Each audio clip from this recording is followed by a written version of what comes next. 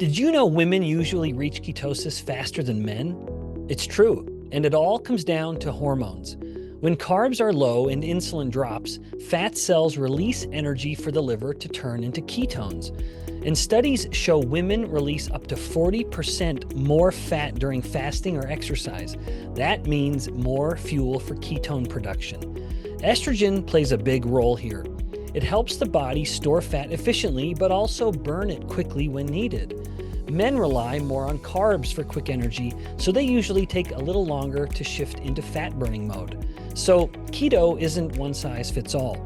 Your hormones shape how you burn fat, and knowing that helps you make keto work smarter, not harder. This is lecture 125 of the Metabolic Classroom. Looking to improve your own metabolic health? Visit insuliniq.com for courses, coaching, consultations, and a 10-day free community membership trial. To dive deep into the science behind metabolic health, become an insider at benbikman.com, where you'll enjoy my exclusive content, ad-free podcasts, live stream Q&A access, and more. Hey everyone, before we get started today, I want to tell you about something brand new that our team has created called Dr. Bikman's Digital Mind. It's an AI version of me that can help answer your questions about the science behind metabolic health. It's been trained using nearly 3 million of my own words from my lectures, published research, my books, interviews, and even unpublished private Q&A sessions. You can chat with it or even talk with it using your voice. To try it out, you'll get 5 complimentary responses and 5 minutes of voice conversation time, just to see how it works. After that, you can decide whether or not you'd like to have unlimited access by becoming an insider. You can find it right now on my website, and there's a direct link below at the top of the show notes. Welcome to the Metabolic Classroom. I'm Professor Benjamin Bikman, a biomedical scientist and professor of cell biology. Today, we're unpacking a very interesting topic, the differences in ketogenesis between the sexes. In other words, how men and women differ in the way they mobilize fat, produce ketones, and even respond to low carbohydrate or ketogenic diets. As we start, we will begin at the source, namely the fat cell, and then we're going to trace how nutrient energy moves from stored triglycerides to circulating fatty acids, and then to ketones. Then we'll explore where the paths of men and women begin to diverge, from hormonal regulation and enzyme activity to differences in how we store fat and the unique metabolic consequences of that, and even the unique metabolic situation or milieu of interesting physiological states like lactation in women. By the end, you'll see why one-size-fits-all metabolism rarely does, in fact, fit all, and why sex differences play a larger role in metabolism than most people realize. Let's start, as I mentioned, with the foundation being the fat cell. Every fat cell, or adipocyte, is like a tiny savings account holding on to triglycerides as a compact form of stored energy. When we've eaten a carbohydrate-rich meal and insulin levels are high, the body happily deposits energy into those accounts through a process called lipogenesis. But when energy becomes scarce, like between meals, during a fasting window, or even just when carbohydrates are restricted and insulin is allowed to drop, those same adipocytes will switch roles. They start withdrawing energy through lipolysis, the opposite of lipogenesis, now breaking triglycerides down into its component parts, namely free fatty acids and that glycerol backbone. The hormonal controls here are beautifully balanced. Insulin is the brake. It slows lipolysis anytime it's elevated. On the other hand, counter hormones like glucagon, epinephrine, and norepinephrine act as the accelerators, kicking fat breakdown into gear when the body needs fuel. Once released into the bloodstream, the free fatty acids don't just aimlessly drift. They're carried to tissues like skeletal muscle, the heart, and most especially the liver, which serves as the metabolic crossroads. I've long referred to the liver as the tissue at the nexus of all nutrient metabolism. But once again, insulin matters here. If insulin is high, and blood-free fatty acid levels are high, not only does that reflect an insulin resistance at the adipocyte, at the fat cell, but those free fatty acids are then going to simply be stored in the tissues that I mentioned. It's high insulin plus high free fatty acids that results in, say, the storage of fat in the liver or in the pancreas or in the heart or in the skeletal muscle. But when insulin is low, the tissues cannot store fat. It becomes impossible. Thus, what they have to burn it. And inside the liver, fatty acids, as they're being burned for energy, rather than being now repackaged into triglycerides for storage or export, they are now transformed into ketones through the process of ketogenesis. That transformation happens inside the mitochondria. And remember, it only happens when insulin levels are low. Fatty acids are broken down. So the fatty acid itself is a product of the breakdown of the triglyceride. But then when you break down the fatty acid, it is broken down through a process called beta-oxidation into its component parts or its building blocks called acetyl-CoA. When acetyl-CoA starts to accumulate faster than the citrate cycle can handle it, and I'm getting nitty-gritty with some biochemistry, and that's it. Basically, the citrate cycle is replete. It's full, and now you have an excess of acetyl-CoA. Well, now the liver looks at that excess acetyl-CoA and says, "Well, I know what to do with you," and it will shunt that into ketogenesis.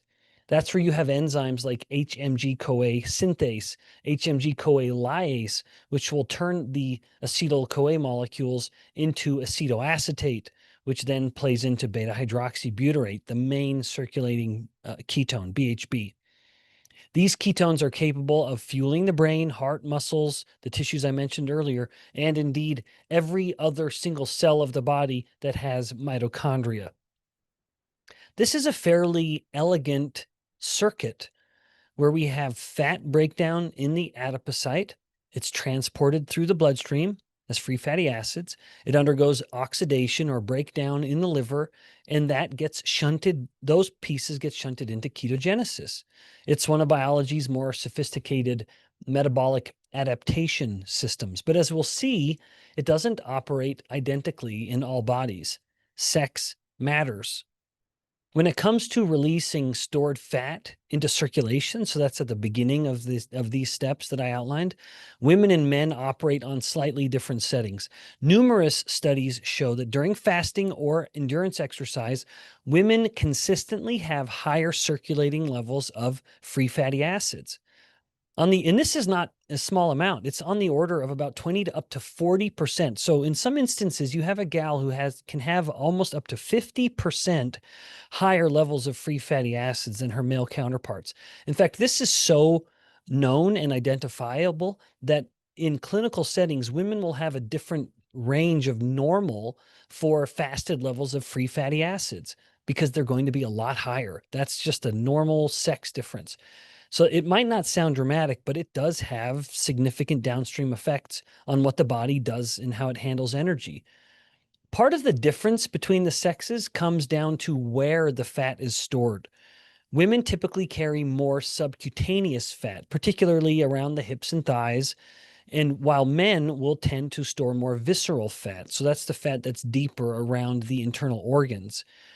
The subcutaneous depots, though often viewed as maybe being stubborn, where the gal may be complaining about her fat, they're very metabolically active and even very metabolically beneficial.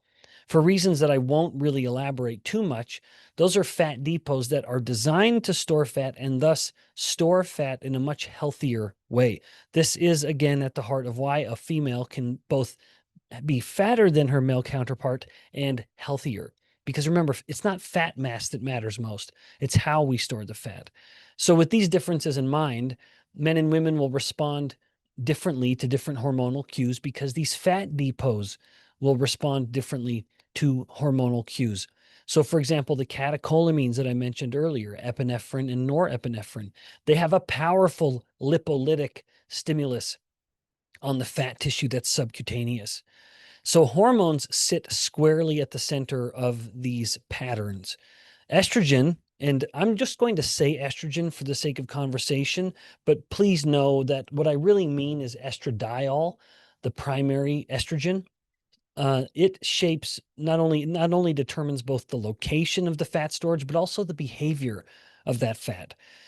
Estrogen promotes fat storage in subcutaneous regions, which is likely a design in order to help the woman not only store fat in a healthy way, but also have it not be in the way, right? Imagine the problem if a gal had a lot of visceral adipose tissue, the fat tissue deep within her organs, and she's also trying to grow a little baby there. Well, those volumes, those masses are going to come at odds with each other. So it's a very intelligent system to have the female store more fat out of the way. So estrogen helps with that. But at the same time, estrogen enhances the enzymes and the signaling pathways that stimulate fat breakdown when energy is needed. So we have this dual effect, can seem a little paradoxical, encouraging both lipogenesis and lipolysis. But perhaps one way to look at this is to understand it as a hormone that's promoting fat turnover.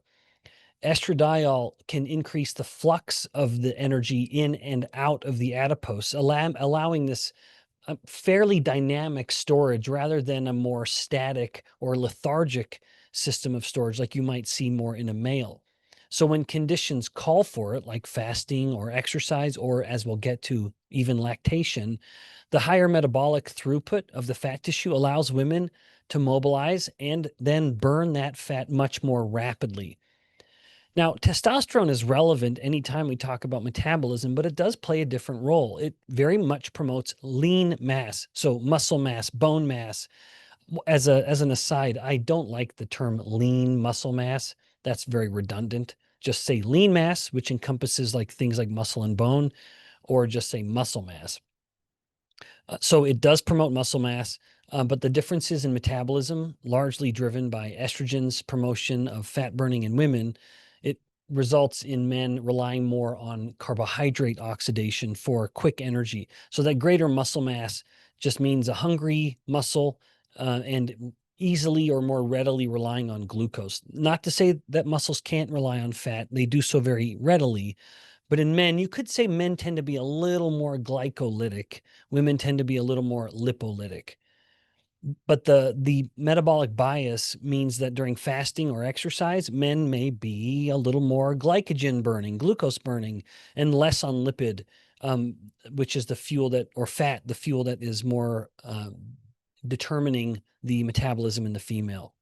The result is that men will often display lower levels of circulating free fatty acids, and as we'll get to, even take longer to shift into ketone production. But with all of this in mind, the patterns do explain a consistent finding across the literature. During fasting, women generally reach measurable ketosis sooner than men, and the higher availability of circulating fatty acids gives the liver more substrate to work with. So while both sexes certainly rely on the same fundamental metabolic machinery for both lipolysis and oxidation of those fats, the dials or the engine is idling at a it's tuned a bit differently. And in fact, let's lean into that more. The story is a little more nuanced when we move from just fasting, acute fasting into longer ketogenic feeding scenarios. But let's look at the early phase in a little more detail. When men and women fast, which is I mentioned fasting, not that this was intended to be a lesson on fasting, but rather, of course, ketogenesis. But fasting is the fastest way to get into ketogenesis, making your own ketones. When men and women fast for the same length of time, women generally show higher circulating ketones at the same time points, at any given time point. And several studies now really show this plainly. During fasting, women exhibit higher levels of BHB and higher levels of free fatty acids than men, which certainly plays into the biochemistry that I outlined earlier, where you see this faster ramp into ketosis because more fatty acid substrate is delivered to the liver for ketogenesis. A classic tracer study helps explain why. So a tracer study is one that has infused in this case, a fat, and it has a little tag on it, a little radioactive tag that can be traced or followed through the body. In healthy young adults that were studied after an overnight fast, women partitioned more circulating fatty acids toward ketone production, whereas men diverted more toward hepatic or liver re-esterification. So taking those fatty acids and turning them into triglycerides, whether the liver was storing it or then releasing it as VLDL, which is the first triglyceride-rich lipoprotein that comes from the liver. So functionally, this means the same fatty acid traffic is really routed differently. More ends up as ketones in women, more is recycled back into stored fats in men. This partitioning difference is a direct human isotope tracer demonstration. So it's not just an inference, it's not an animal study. Supporting this head-to-head human fasting work shows women running with higher free fatty acids and lower glucose than men after a standardized 38-hour fast. The paper that I reference in the show notes, the focus was not ketones per se, but the pattern, more substrate like free fatty acids on board in women at the same fasting duration, does align with why women tend to hit measurable ketosis much sooner. And as I noted, this really is largely hormone driven. Estrogen is just stimulating more fat turnover. Now, once we leave the acute fast and move into chronic ketogenic diets, the picture, it does actually grow a little more complicated, but that might just be a result of the difference between animals and humans. Because in preclinical or animal models, there are studies to show that female animals on mice um, don't respond the same way to a ketogenic diet. In fact, one 2024 paper found that the female mice actually stored more fat at the end of the ketogenic diet with reduced glucose tolerance. But compared to the males had a more typical response. They lost weight and were fine. So it kind of begs the question, do men ultimately respond better to a ketogenic diet? Well, the animal literature does trend that way, but the human data are mixed. For example, a 2025 review concluded that men do frequently lose more weight under ketogenic diet conditions. That's not overly surprising. There's just more mass to lose, and we have the hormones, the sex hormones that just generally push towards greater fat loss. Whereas women's female sex hormones, which of course both sexes have both sets of hormones, but relatively higher in females, it does promote an overall greater fat storage, especially a hormone like progesterone.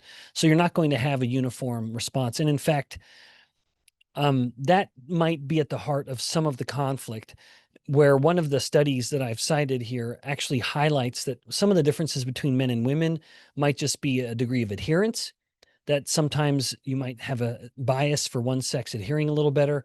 Menstrual status influences this. The amount of protein that these free living subjects are eating also influences this.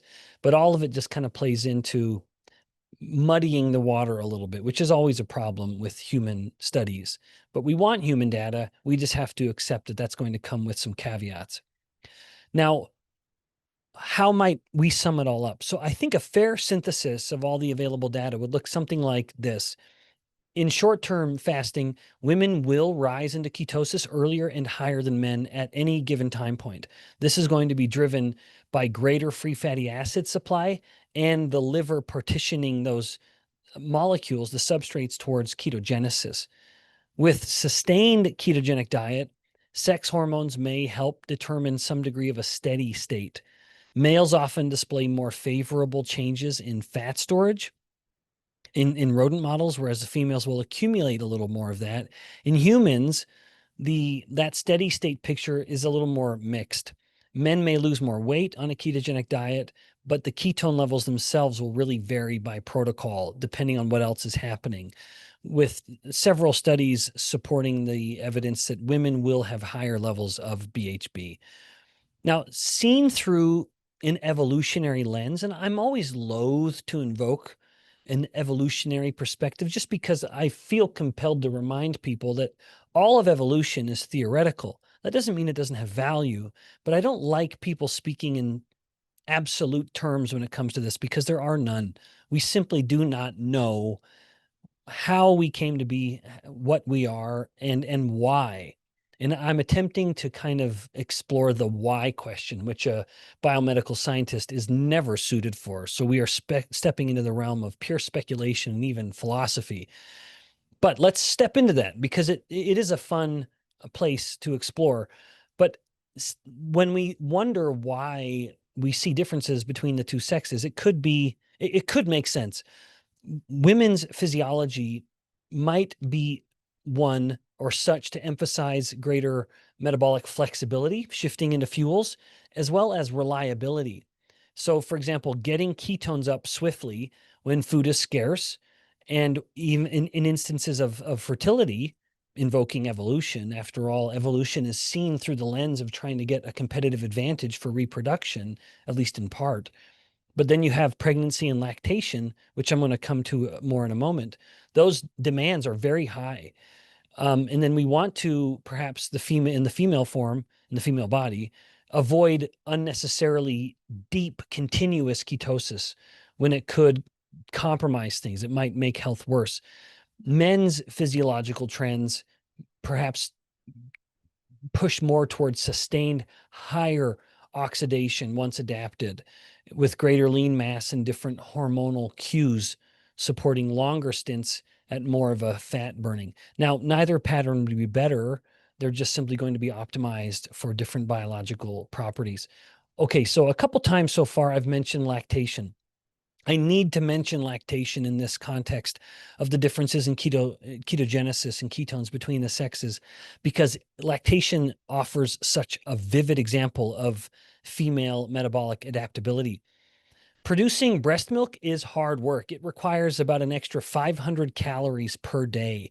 And much of that energy is coming from mom's fat tissue.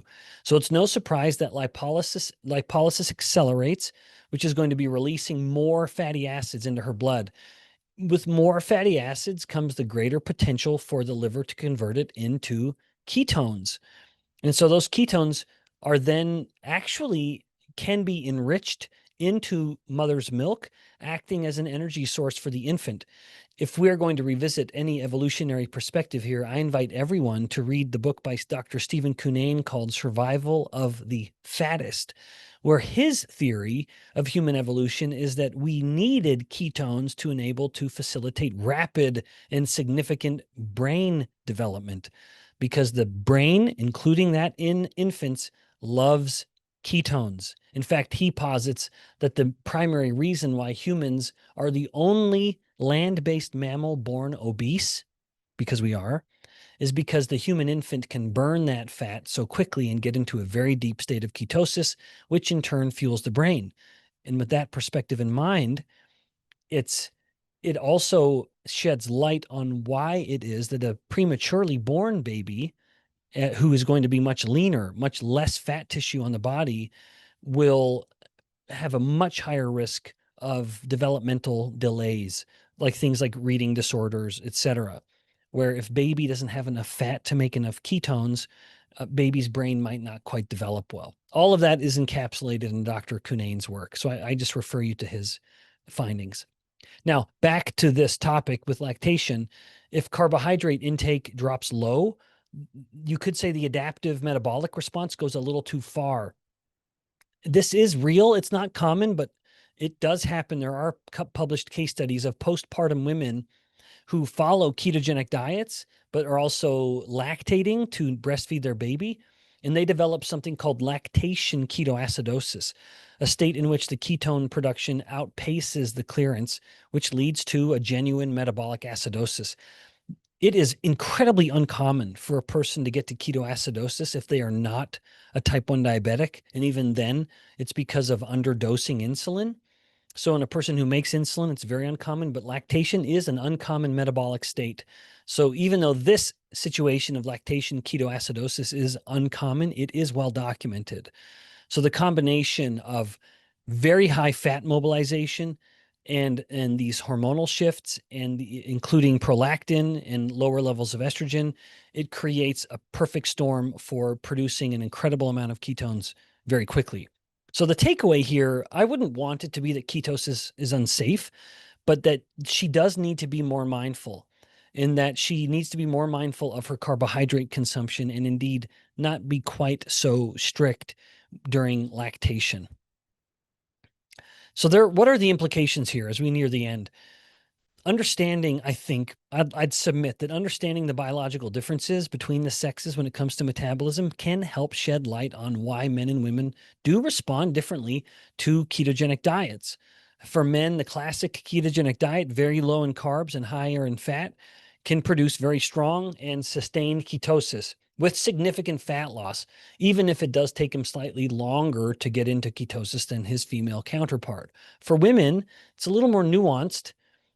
Because the female metabolism already favors fat oxidation, pushing deep into ketosis can sometimes lead to things perhaps getting complicated. And she needs to be very mindful of her menstrual cycles, or if she's on hormone replacement therapy, of course, that's going to help with menopause, but menopause itself adds a complicating variable here. But nevertheless, adding small amounts of carbohydrates around exercise or at certain points in the menstrual cycle, like during the luteal phase, that might be warranted. But the point here, if there's one grand point, is that there are differences between the sexes. Not that one sex has it better than the other, but each is tuned for different priorities.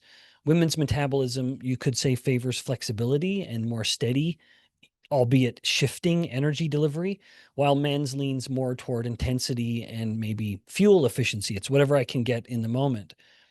When diet approaches can embrace these differences, I think that it helps a person start to leverage some of these metabolic tools for greater, if you will, systemic harmony rather than any sort of adaptive response. So men and women differ not just in how they store fat or where they store fat, but even how they access it and burn it. The distinctions really come down to hormones and how those hormones influence enzymes involved in the breakdown of fats and in the synthesis of ketones. When we can recognize these differences, I think it helps us move past a one-size-fits-all cookie-cutter nutrition approach and rather gets us to strategies that can respect individual physiology. Class dismissed. Until next time, more knowledge, better health.